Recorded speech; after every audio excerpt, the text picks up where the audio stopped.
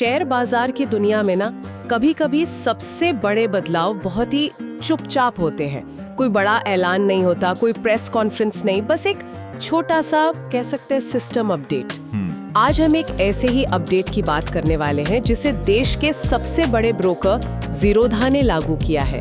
और ये सुनने में शायद एक मामूली सी तकनीकी बात लगे, लेकिन इसका असर हजारों ट्रेडर्स पर बहुत गहरा पड़ सकता है। बिल्कुल, और ये सिर्फ एक फीचर अपडेट नहीं है, मैं कहूँगा यह दिखाता है कि ब्रोकरेज की दुनिया में अब एक नई लड़ाई शुरू हो रही है। अच्छा? हाँ, सबसे तेज प्लेटफॉर्म होने की नहीं, बल्कि ट्रेडर के पैसे का सबसे स्मार्ट मैनेजर बनने की। आज हम इसी पर बात करेंगे। एक बहुत ही दिलचस्प विश्लेषण है।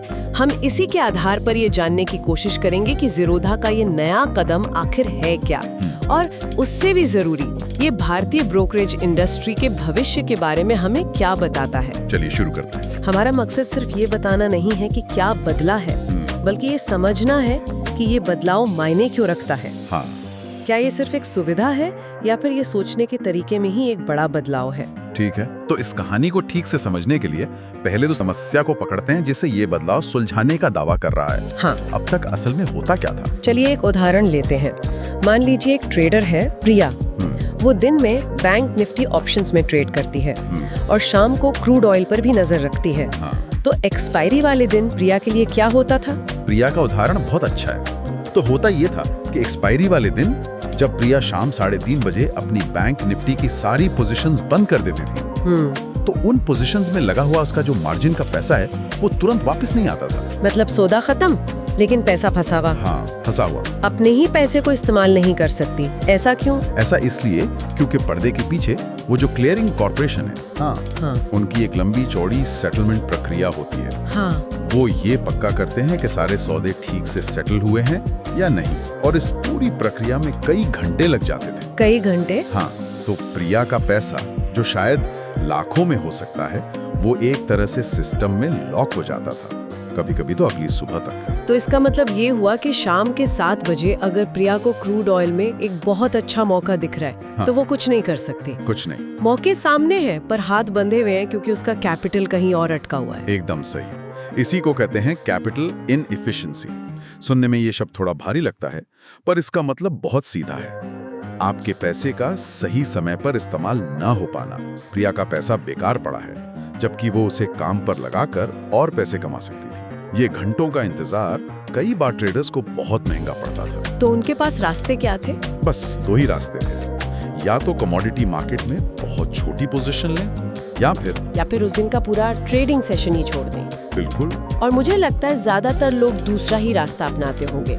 कौन अपने ट्रेडिंग स्टाइल से समझौता करना चाहेगा सिर्फ इसलिए कि सिस्टम धीमा है? ये एक तरह की मजबूरी ही थी, एक ऐसी बाधा जिसका समाधान बहुत जरूरी था, खासकर आज के दौर में। तो अब आते हैं समाधान पर। ज़ीरोधा ने इसी सालों पुरानी समस्या का हल निकाला है, और जैसा हमारे सोर्स में बताया गया है, ये हल बहुत ही सीधा है। हाँ, उन्होंने कोई रॉकेट साइंस नहीं लगाई है इसमें। नया सिस्टम बहुत सरल है। अब एक्सपायरी वाले दिन जैसे ही कैश मार्केट शाम 3:30 बजे बंद होगा, उसके कुछ ही मिनटों के बाद, मतलब लगभग 4 बजे तक इक्विटी एफएनओ में लगा हुआ सारा मार्जिन अनब्लॉक कर दिया जाएगा। बस? हाँ, बस।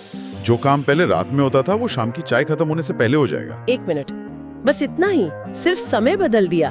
क्या ये वाकई इतना बड़ा गेम चेंजर है जैसा कहा जा रहा है, या ये बस एक छोटी सी सुविधा है जिसे मतलब बड़ा चढ़ाकर बताया जा रहा है? आपका सवाल बिल्कुल जायज है। सुनने में ये बहुत छोटा लगता है, लेकिन इसका असर बहुत बड़ा है। चलिए वापस प्रिया के उदाहरण पर चलते हैं। हाँ। अब 4 बजे उसका पूरा मार्जिन उसके खाते में वापस आ गया है। अब वो शाम के कमोडिटी सेशन के लिए पूरी तरह से तैयार है। अच्छा।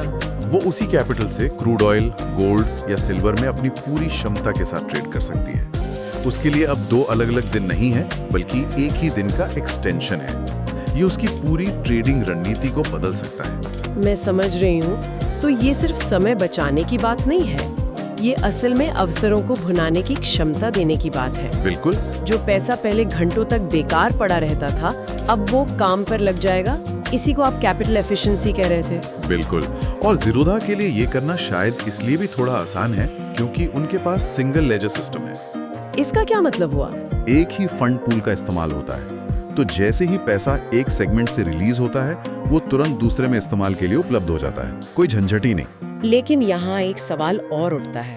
अगर ये इतना ही अच्छा और आसान था तो इसे करने में इतना समय क्यों लगा? ज़ीरोधा ने ये बदलाव अब क्यों किया? क्या ये टेक्नोलॉजी की वजह से संभव हुआ है या फिर बाजार में कोई कंपटीशन का दबाव है? ये बहुत अच्छा सवाल है और इसके मेरे हिसाब से कई कारण हो सकते हैं। पहला तो यकीनन टेक्नोलॉजी है। ऐसा सिस्टम बनाना जिसमें आप क्लियरिंग कॉर्पोरेशन से सेटलमेंट का इंतजार किए बिना अपने ग्राहकों को पैसा रिलीज कर दें, इसमें एक बड़ा जोखिम होता है ब्रोकर के लिए। हाँ, ब्रोकर को ये जोखिम अपने ऊपर लेना पड़ता है। इसके लिए एक बहुत मजबूत रिस्क मैनेजमेंट सिस्टम और टेक्नोलॉजी चाहिए जो शायद अब जाकर परिपक्व हुई है। और कंपटीशन वाला एंगल, क्या दूसरे ब्रोकर भी ऐसा कुछ कर रहे हैं? यही दूसरा और शायद ज्यादा बड़ा कारण है। आज की तारीख में डिस्काउंट ब्रोकिंग में फीस तो लगभग शून्य हो चुकी है। हाँ, सही बात है। तो अब कंपनियां सिर्फ फीस पर मुकाबला नहीं कर सकती, उन्हें सर्विस और सुविधाओं पर मुकाबला करना होगा। हो सकता है ज़ीरोधा ने ये कदम उठाकर बाजार में एक नया स्टैंडर्ड सेट करने की कोशिश की हो कि वो दूसरों से एक कदम आगे रहें। हाँ, ये ग्राहकों को ये संदेश देता है कि हम सिर्फ आपका ट्रेड नहीं करवाते, हम आपके पैसे की भी परवाह करते हैं। ये तो बहुत दिलचस्प है।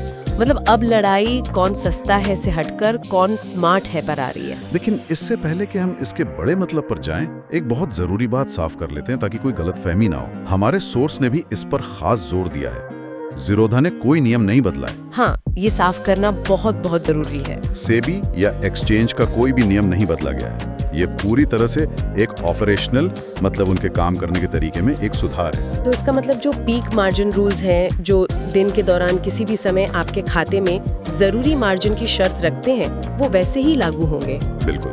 Peak margin rules, span margin, ELM, intraday margin blocking, ये सब कुछ पहले जैसा ही रहेगा, इसमें कोई बदलाव नहीं है। अच्छा। ज़ीरोधा ने सिर्फ और सिर्फ अपने आंतरिक सिस्टम को बेहतर बनाया है ताकि वो अपने ग्राहकों को उनका पैसा जल्दी वापस दे सकें। असल में वो क्लियरिंग कॉर्पोरेशन के साथ बाद में सेटलमेंट करते रहेंगे, लेकिन ग्राहक को पैसा पहले दे देंगे। तो ये एक तरह से ग्राहक को दी गई सुविधा है जो ब्रोकर अपने जोखिम पर दे रहा है। एकदम सही। अच्छा, तो ये एक ऑपरेशनल एफिशिएंसी का मामला है, रेगुलेटरी बदलाव का नहीं। ये स्पष्टीकरण जरूरी था। तो चलिए अब बड़ी तस्वीर पर आते हैं। इसका असल में मतलब क्या है? जाहिर है प्रिया जैसे एक्टिव ट्रेडर्स के लिए ये एक बहुत बड़ा फायदा है, लेकिन क्या इसका कोई बड़ा इंडस्ट्री लेवल का मतलब भी है? बिल्कुल है, और शायद वही इस पूरी चर्चा का सबसे अहम हिस्सा है। ये कदम दिखाता है कि भारत में ब्रोकरेज इंडस्ट्री अब एक नए दौर में प्रवेश कर रही है। याद कीजिए 10 साल पहले ब्रोकर का काम क्या होता था? ट्रेड करवाना और ब्रोकरेज कमाना। बस उनकी सफलता इस बात पर निर्भर करती थी कि उनका प्लेटफॉर्म कितना तेज है और फीस कितनी कम है। हाँ, और ज़ीरोधा ने खुद डिस्काउंट ब्रोकिंग लाकर उस लड़ाई को एक तरह से खत्म ही कर दिया था। अब तो ज्यादातर ब्रोकर बहुत कम फीस लेते हैं। सही कहा। तो जब फीस की लड़ाई खत्म हो जाती है तो अगली लड़ाई किस बात पर होगी? ज़ीरोधा का ये कदम उसी का जवाब है। अगली लड़ाई कैपिटल मैनेजमेंट एक्सपीरियंस पर होगी। Capital management experience. हाँ, अब ब्रोकर सिर्फ ट्रेड करवाने वाले माध्यम नहीं रहेंगे, बल्कि वो एक तरह के फाइनेंशियल पार्टनर बनने की कोशिश करेंगे जो ये सुनिश्चित करे कि ट्रेडर अपनी सीमित पूंजी का सबसे बेहतर इस्तेमाल कैसे कर सकता है। मतलब अब सवाल ये नहीं हुआ कि मेरी ट्रेड कितनी जल्दी एग्जीक्यूट हुई, बल्कि ये होगा कि मेरा ब्रोकर मेरे पैसे को कितनी कुशलता से मैनेज करने में मेरी मदद करता है। आपने बिल्कुल सही पकड़ा। ये सिर्फ एक फीचर नहीं है, ये एक फिलॉसफी में बदलाव का संकेत है। ब्रोकरेज अब समझ रहे हैं कि एक सफल ट्रेडर ही उनका लॉन्ग टर्म ग्राहक बना रहेगा। और ट्रेडर तभी सफल होगा जब वो अपने कैपिटल को कुशलता से इस्तेमाल करेगा। इसलिए ऐसे टूल और सुविधाएं देना जो कैपिटल एफिशिएंसी को बढ़ाएं, ये अब उनकी रणनीति का एक अहम हिस्सा बन रहा है। तो क्या हम ये उम्मीद कर सकते हैं कि दूसरे ब्रोकर्स भी अब ज़ीरोधा को फॉलो करेंगे? उनके लिए ये करना कितना आसान या मुश्किल होगा? उन्हें फॉलो तो करना ही पड़ेगा, वरना वे ग्राहक खो देंगे। लेकिन ये सबके लिए आसान नहीं होगा।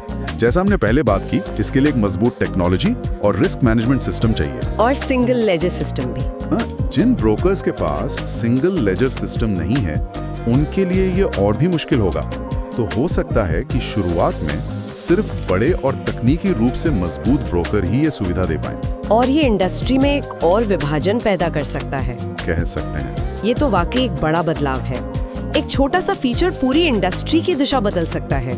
मुझे याद है कुछ साल पहले एक ट्रेडर दोस्त बता रहा था कि कैसे एक्सपायरी के दिन वो शाम के क्रूड ऑयल सेशन को देखकर बस हाथ मलता रह जाता था, क्योंकि उसका सारा पैसा इक्विटी सेटलमेंट में फंसा था। उसके लिए ये बदलाव किसी वरदान से कम नहीं है।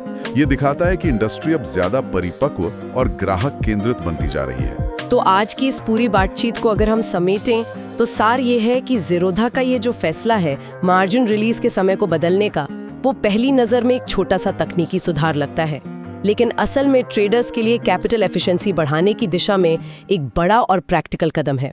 ये घंटों के इंतजार को मिनटों में बदल देता है। और बड़े स्तर पर यह दिखाता है कि भविष्य में ब्रोकरेज फर्म्स सिर्फ कम फीस पर ही नहीं, बल्कि इस बात पर भी मुकाबला करेंगी कि वो अपने ग्राहकों के पैसे को कितनी स्मार्टली मैनेज करने में मदद करती है। जो ब्रोकर अपने ग्राहक को उनके कैपिटल का सबसे अच्छा उपयोग करने में मदद करेगा, वही बाजी मारेगा। वाकई एक छोटा सा बदलाव और इतने सारे गहरे मतलब ये सोचने पर मजबूर करता है। और ये चर्चा एक दिलचस्प सवाल पर हमें छोड़ जाती है। क्या? चूंकि अब प्रिया जैसे ट्रेडर्स के हाथ में पैसा जल्दी और आसानी से उपलब्ध होगा, तो क्या इससे एक्सपायरी वाले दिन कमोडिटी सेशन में वे ज्यादा जोखिम लेने के लिए प्रोत्साहित होंगे? क्या बढ़ी हुई एफिशिएंसी हमेशा बेहतर ट्रेडिंग फैसलों की ओर ही ले जाती है, या ये जल्दबाजी में और बिना सोचे समझे लिए गए फैसलों को भी जन्म दे सकती है? जब पैसा हाथ में होता है तो उसे इस्तेमाल करने का एक दबाव भी तो बनता है ना? ये सोचने वाली बात है कि इस नई सुविधा का ट्रेडर्स के व्यवहार पर लंबे समय में क्या असर पड़ेगा।